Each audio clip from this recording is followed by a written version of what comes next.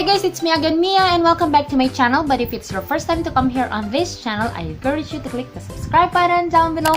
And wag mo na rin kalimutan na i-click yung tiny bell button for you to be notified every time that I upload a video here on this channel. So today guys, meron tayong i-review. Meron tayong 2, 4, 6 lip and cheek tints na from Vani online shop. Pinadala sa atin ni Sis Vani. And ito guys, yung sarili nilang brand ng lip and cheek tints.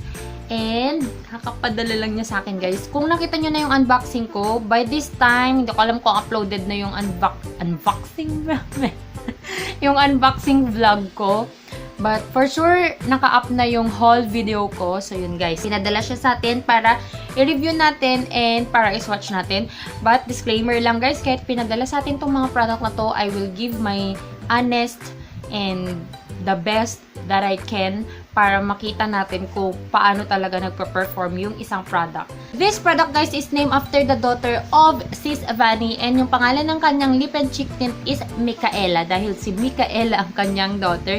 Ayan. So, in one bottle guys, meron siyang 10 ml. This is a water-based na lip and cheek tint guys. And by this time guys, yung lip tint na nandito sa bibig ko ngayon sa intro clip natin is already nakailang oras na siya. Hindi ko sasabihin pero nakaano na siya, nakalagpas na siya sa dapat na ilalagpas ng isang lip tint para sa akin. So if you're excited to see the swatches here on my hand and sa lips ko na rin, please keep on watching. So simulan natin yung pagsuswatch guys sa shade ng Yona. Medyo may pagka-orange yung shade ng Yona guys. Ayan. Perfect siya for summer, yung mga chill-chill lang, yung parang mga gusto mo na may pa-orange effect lang yung lips mo. Ayan guys, ganyan yung kanyang shade. And then next naman, we'll go on Nelly. Ganyan naman guys yung kanyang shade. And kapag na-swatch siya ay na-smudge siya, ganyan. Pinkish tone naman siya guys. And perfect siya para sa mga fresh look lang, ganyan. Kapag gusto mo na fresh-freshan lang yung makeup mo, yan yung bagay sa makeup look mo. And then, let's go on Vani, guys. Etong Vani ay medyo ma-red siya. Pag gusto mo naman ng mas ma-red, ito yung Vani, guys. Ganyan siya. So, makikita mo talaga, madidistinguish mo talaga yung kanilang mga shades. Sunod naman, guys, na isa-swatch natin is Sam. Tingnan ko lang. Ito may pagka-purple pala to. Ah, sabi ko na nga eh. Ito yung may pagka-purple. Sana nandito si Bebe. Kasi gustong-gusto niya yung mga ganyang shade. Yung mga may pa-purple, mga ganyan. Ayan guys. Yan yung Sam. Pag mahilig kayo sa mga ma-purple or sa shade ng mga medyo ma-purple. Pero hindi naman siya super purple. Ano, red pa din siya. Pinkish siya na may pagka-purple siya. Ganon yung kanyang shade. And then, dito muna tayo kay Cassie. Cassie is the one on my lips right now, guys. And kapag swatch siya sa kamay, ganyan. Dark siya na pink na purple. Ayan. Ang kanyang shade. And then, for the last shade naman, guys, we will try Rome. Ito kaninang swatch ko sa lips ko, medyo talagang nag-struggle ako kasi this one is really dark. Look at that. Grabing dark. So, ito naman guys, kapag nagaano kayo ng mga makeup look na talagang yung mga parang bad girl, yung mga emo, ganon. Ito, dun nyo siya magagamit. Or gusto nyo lang na very bold kayo that day.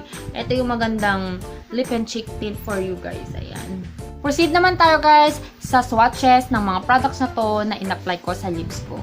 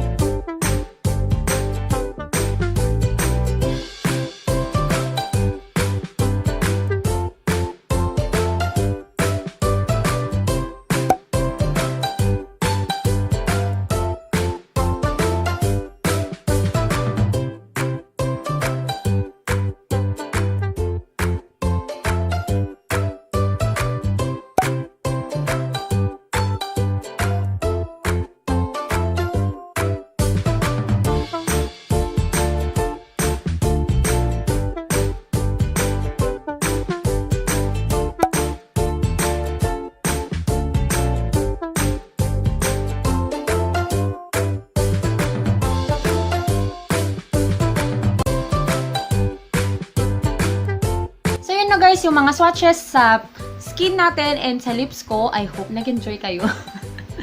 Kasi ang sakit talaga ng bibig ko guys sa pagtanggal ko sa mga ano na yun, sa mga tints natin. So for my review naman guys, ito. Sa pagre-review ng product na ito guys, isimulan natin sa packaging. Kasi itong packaging niya, bagong-bago lang siya. So medyo natagalan nga si sis na magpadala sa akin ng mga products na to. Kasi nantay pa nga daw nila yung bagong packaging. So ito yung packaging nila guys. Ganyan yung kanilang layout. Merong babae dyan and merong parang lipstick dyan. Pero guys, yung papel niya, parang shining and shimmering. I don't know if you can see that one. Parang may something siya. Parang ayan o, yung sa dress ng babae. Parang may glitter siya, pero hindi siya nag-fall off. So, sabi ko, ang lakas makaprinsesa ng packaging ng kanilang product. And guys, yung kanyang lid, ganun din. Yung nat-turn din, and kulay black lang din. Tapos, clear yung kanyang bote. So, dito sa ilalim, halos makikita mo kung anong shade ng product yung nasa loob. Now, let's go naman sa kanyang ingredients. Sunflower oil, vitamin E, vegetable glycerin, aqua distilled or distilled water, food grade preservative, FD&DC colorant, and flavor oil. Yun guys yung kanyang mga ingredients and maganda siya kasi madami siyang oil. For the price of this product guys, 100 pesos each lang siya. So perfect para sa mga nagtitipid or sa mga estudyante dyan na wala pang budget para pampili ng mas mahal na mga products. And ito na guys yung update ko after 5 hours. It's already 3:43. Dito na nga ako. 3:34 PM dito sa ano ko, dito sa laptop ko. Pero dun sa wall clock ko, it's already 3:43. Ayan. And in-apply ko pa to kanina guys. Kaninang nag-makeup pa ako mga 10 something. Natapos ako nag-makeup mga 10:30 guys. So, mga 11, 12, 1, 2, 3. 5.5 hours na siya na nandito sa lips ko. And kumain na rin ako guys. Nag-toothbrush din ako. And yung kinain ko is oily kasi kumain ako ng adobo.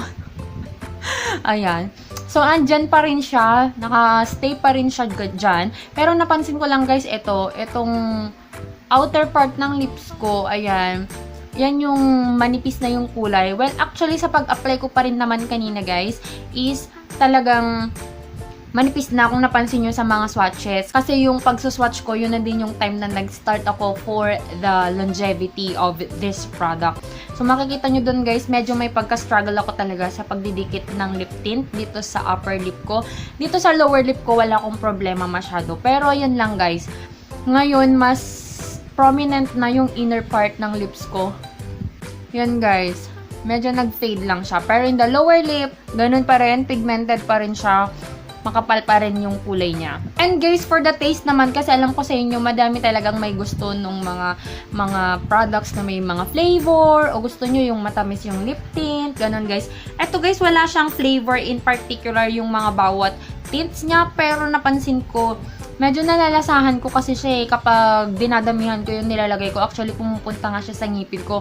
So, one tip sa inyo guys, lagyan nyo na siya, tapos i-tap nyo na yung finger nyo para hindi na pumasok pa sa bibig nyo or sa loob ng, sa may teeth part nyo yung tint. Kasi lalo na kung naka-toothbrush na kayo at nagmamadali na kayong lumabas, baka pumasok doon, magkakakulay din yung ngipin ninyo na ng lip tint. Kasi ganun talaga yung struggle ko guys sa mga paglalagay ko sa mga lip tint. Pag gusto ko na sobrang pigmented talaga or gustong ko talaga na sobrang makulay, ganun. Madami akong nilalagay which is wrong. Dapat pa-dry mo muna tsaka ka ulit maglagay, ganun. Ito in particular guys, wala siya talagang flavor in every shade, pero napansin ko matamis siya. Hindi siya yung ibang, kagaya ng ibang lip tints na mapait or parang yung parang hindi hinog na prutas, ganun. Ito naman guys, matamis siya. So, pwedeng-pwede siya kahit sa mga bata. Alam ko magugustuhan to ng papangkin ko kasi mahilig yun sa mga matatamis na mga lip tints.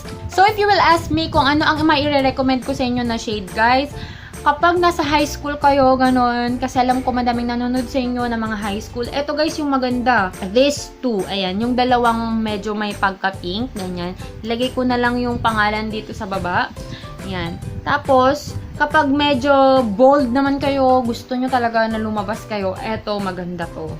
Talagang, eto yung mga hindi nagpapatalo. At saka tong dalawang to, hindi nagpapatalo yung shade na yan, guys. Yung dalawang yan. So, yun yung mga maire-recommend ko sa inyo. Pero kapag for everyday use, okay na tong isang to. Kung isa lang yung bibilhin nyo, okay na to. Pero guys, perfect to kapag sa mga friends nyo, ibigay nyo sa mga friends nyo, or sa mga pang-gift, ganun. Kasi 100 pesos lang siya. Napakamura ng kanilang lip and cheek tint, guys. So, if you will ask me if I will buy something for myself sa mga lip and cheek tint na to, yes na yes, guys. Kasi, mura lang siya, besh. Afford na afford, di ba? Kahit nga sa bata. And maganda kasi talaga na kakahiligan ko na din talaga yung mga lip and cheek tint, guys, kasi napaka-effortless na mag-makeup kapag lip and cheek tint yung gamit mo. And especially this one, napaka-wide ng kanilang shades. So, meron silang from the lightest to the darkest, talagang ganyan. So, madami kang mapagpipilian kung ano yung mood mo for that day and kung saang event ka pupunta. So, I hope you learned something today, guys. And kung interested kayo na bumili ng product na ito, I will put the link in the description box down below. And if you haven't followed me yet on my Facebook and on my Instagram, please follow me with the name JoyOfMia. And I'll talk to you guys on my next one. Bye! Mwah! Listen to my heartbeat.